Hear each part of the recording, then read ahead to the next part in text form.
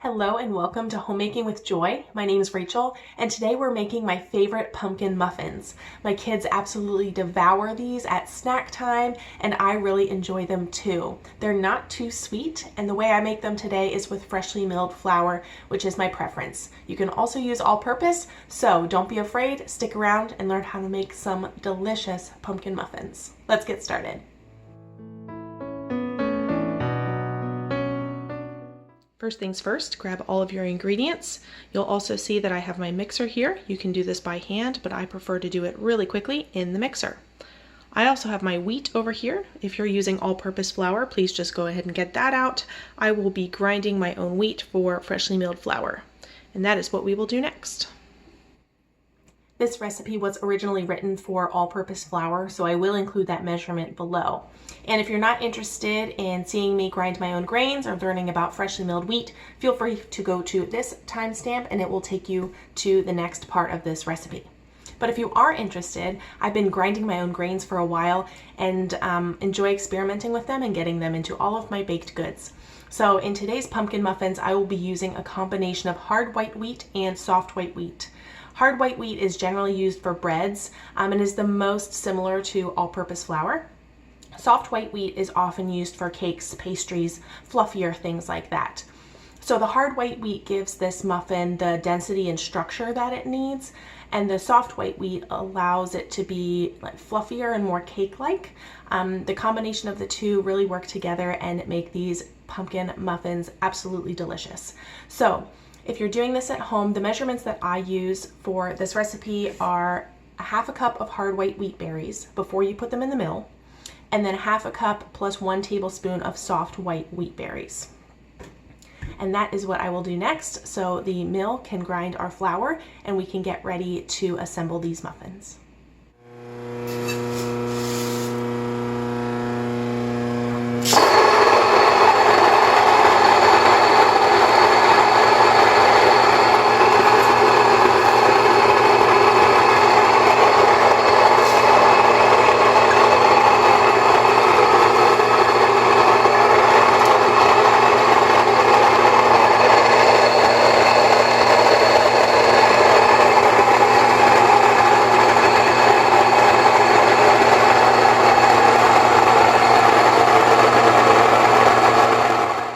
Now that we have flour, it's time to combine the rest of the dry ingredients.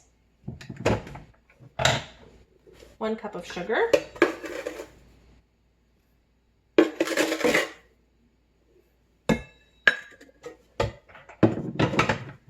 half a cup of brown sugar,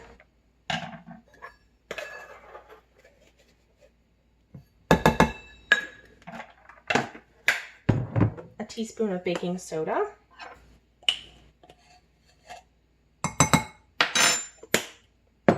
half a teaspoon of salt,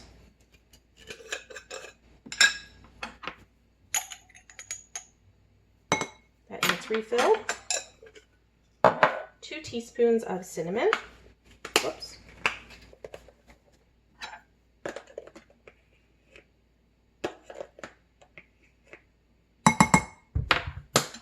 a 1/4 teaspoon of nutmeg, and a 1/4 teaspoon of cloves.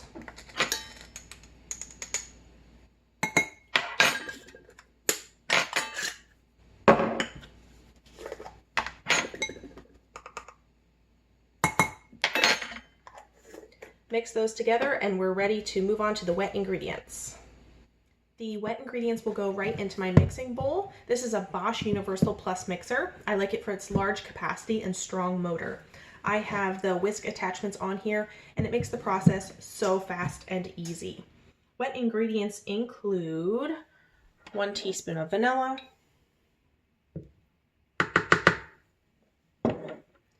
half a cup of melted coconut oil,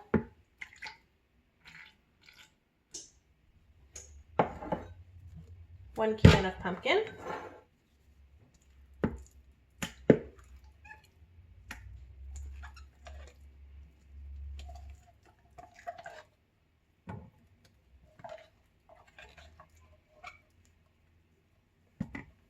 and 2 eggs.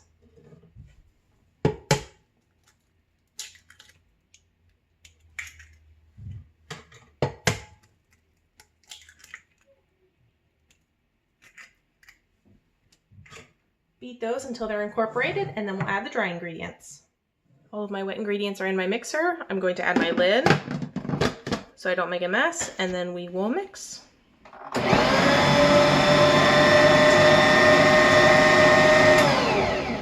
Done, ready for dry ingredients. I think this is just one of the coolest things about my Bosch mixer. I just dumped all of my dry ingredients in there.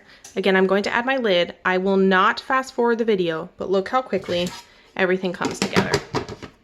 Okay, real time. Here we go.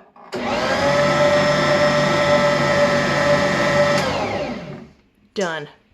I'm going to scrape the sides to make sure everything is incorporated well. Like there's still, like this is just pumpkin, it's not actually batter, but boom, that simple. I scraped down the sides and took the lid off so you can see it a little bit better. I'm gonna let it run one more time. That's it. You don't want to overmix these, you just want to make sure everything is well incorporated. A special note about using freshly milled flour for this recipe. As with all recipes with freshly milled flour, the freshly milled flour needs more time to absorb the liquids and the fats in the batter or dough than all-purpose flour does. So I like to let this batter sit for a couple of minutes until it thickens up a little more and feels more like a traditional muffin batter. Right now it feels a little bit wet, and that's because the flour hasn't fully absorbed all of the liquid in there. So I'm gonna let it sit. If you used all-purpose flour, feel free to continue with the next step. While I was waiting for my flour to absorb the liquid, I preheated my oven to 375 degrees. I also prepped my muffin tin. I like to grease mine with coconut oil, but you can use liners or whatever other non-stick spray or whatever that you like. I'm going to use this cookie scooper to make sure that my muffins are all the same size. I'm guessing this will make 1.5 dozen muffins. It also depends on how big you make them. So let's get scooping.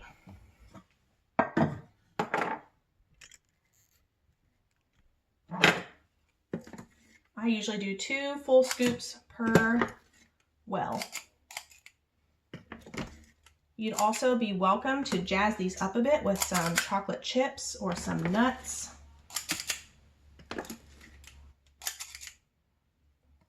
My muffin tin is full. I like to give it a little shake to make sure they all bake a little bit more evenly instead of in 2 little balls, and they will head into the oven for about 20 minutes. Muffin tin number 2, ready for the oven. I got 8 more muffins. They are completely cool and absolutely perfect. I can't wait to break one open. I anticipate half of these will be gone before my kids go to bed. Yummy! Say it again. Yummy! They're yummy. They've already been broken into.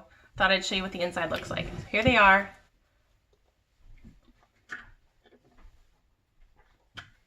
Yum. Perfect.